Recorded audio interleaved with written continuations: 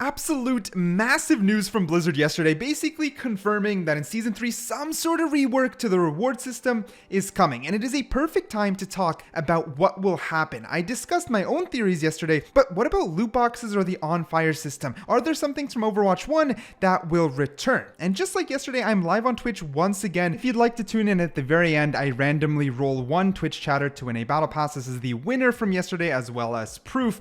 10 euros. Man, battle passes are pretty expensive in other currencies, but I digress. Let's get into it, starting with loot boxes. Could we ever see loot boxes return to Overwatch? Now, the simple answer is the exact way that they were from Overwatch 1 is highly unlikely and basically impossible, especially due to regulations and Blizzard actively wanting to move away from them. However, could they come back in an alternate form? Well, in my opinion, they technically could. Now, I'm going to draw inspiration from a game called League of Legends, which is an absolute terrible game with quite a toxic community. But with that being said, even they give free rewards for people who grind the game. They have an entire separate section called Hex Tech, which allows players to basically randomly open crates just by grinding the game, and they give you random skins. Now, there's a lot of complex systems within the Hex Tech version of League of Legends, but we're not going to get into it in this video. For the purposes of this video, better yet, think of it this way. Bring back leveling system for Overwatch, but let's say every level you get a box, let's not call it a loot box, something redesigned for Overwatch, and when you open it, it doesn't disperse into 4 different coins or 4 different rewards. Instead, it's only one reward that can be one random cosmetic throughout the entire game. The biggest thing here, in order to, allow regulations to work out, is you cannot buy these boxes. Blizzard, I know, hold your breath, cannot monetize them in any sort of way. Instead, they are strictly based off of levels. They are a loot box. You could get something amazing or something completely useless, but you get them while you level up, so it's not as brutal, and in the end, you'll still end up appreciating. You'll still get that little bit of a dopamine hit when you level up and you get some sort of loot box for free. Sure, you only get one thing. You might get a spray and be like, oh man, this kind of sucks. But it's okay, because in the next level, you can do it again and again and again. And every time you level up, we all know there's more XP to get to the next level, so there's diminishing return. But no matter how high you go, there's always a reward system in place. And it's probably one of the easiest things Blizzard could implement immediately. Now, will Blizzard do that? I don't know. It could be something like that for the next season.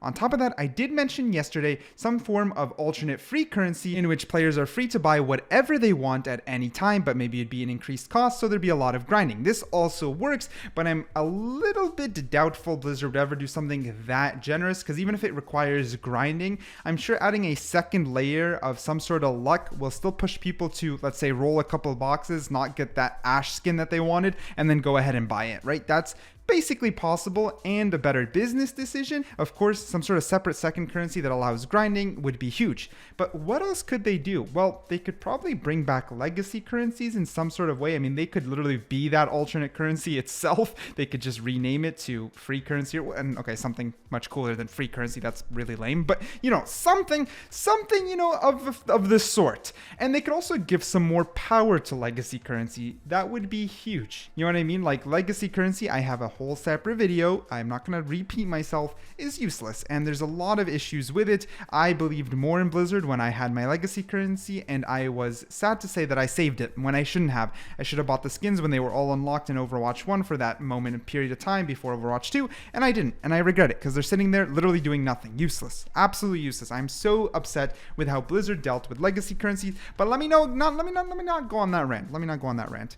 Back on track. To wrap up the progression before I get onto the other systems is, while again, I don't think loot boxes would come the exact same way that they are, I do believe some sort of form, even in random rewards, would be hugely beneficial, and they should definitely be tied to level system that already existed in Overwatch. I said yesterday they could probably be reset in order to balance the new economy and how it works with monetization, and while a little bit sad, it would make sense. Anyways, next, the on fire system. Now, I believe this actually is going to return to Overwatch 2. The fact it was ever gone makes no sense. There's supposed to be an alternate scoring system with the medals.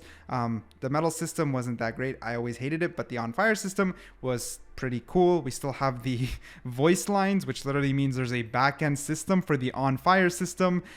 Super weird. It doesn't exist. They literally just have to fix up the borders with the new artwork to flash on fire, get us hyped up. And then maybe when you hit tab on the scoreboard, you can see who's on fire. Little fire symbol next to their profile picture. Doesn't seem that deep. And I believe in a billion-dollar company like Blizzard that they can pull it off. So fingers crossed that system from Overwatch 1 should eventually, really when I say should, I mean should eventually return to Overwatch 2. But what about a different system? A system that was basically completely replaced because of the Battle Pass.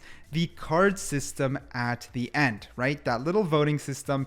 I know it's a little bit nostalgic when everyone would vote for you and you'd feel really, really good. In my opinion, it is way better than even play the game in which everyone just quits as quick as possible. Which leads me to the next thing. Something that is completely habitual now is people just completely quitting the minute the game ends. While beforehand, even when I used to watch streamers, they would wait. Like they would still see the cards, they'd still see that end screen. And what's very, very silly is that Battle Pass page is so plain and huge and useless. Have the Battle Pass XP bar at the bottom, have a nice little clean line, and then on top of it, have the old card system, but redesign it to look new. Actually, you know what? Let me jump into Photoshop and do Blizzard's job for them. Okay, I didn't expect to do that, but let's just do it. All right, I don't know what caused me at 12 a.m. to open up Photoshop and record myself, but I digress. It took only 4 minutes and 30 seconds, and it's extremely scuffed. It's not like how I do thumbnails or other mockups, but I think it helps me prove a point. With some redesign and rework, it's definitely possible to still keep the precious Battle Pass as well as the little check marks that you get for completing challenges. And by the way, these check marks, they're just huge. They're the center of the screen, and they literally provide zero information and no satisfaction to the player. Put them in the side, put them little, make them little, make them squares instead of rectangles, make the freaking text larger. Cut out this midsection, and guess what you can add here? You can add player cards. You don't need to show both enemy and allied teams on both sides. That's not needed. You can instead maybe push them to the right, show a small scoreboard on the left. I digress. I am not a designer. Blizzard's the billion-dollar company. I am not. I'm just a scuffed YouTuber who does content and does very poor Photoshop work, but still I think I can get across the basic idea on what we could do, right? You can still have these cards pop up and have people vote, have a little bit of an engagement and reward system, and it would just feel good. It just feels better. I would actually pay attention to my end screen instead of clicking out as fast as possible. In the end, there was a Reddit post that kind of put it best. Sometimes, not all the time, but sometimes Overwatch 2 feels very much like a beta version of Overwatch 1, and this is for various reasons, not only about the features that got removed, but even little things like the fact that Echo still doesn't have a new portrait while everyone else does. It just kind of feels weird, you know what I mean? We're used to Blizzard's polish, but I think we've gotten over Blizzard being a good company a long time ago, but we still want to believe in the Overwatch team because, well, it's the game that we play, and like it or not, I still like this game. I have huge hopes for PvE, and I want to have huge hopes for what Season 3 will come, especially when it comes to reworking rewards. But let me know what you want to see in the comments down below.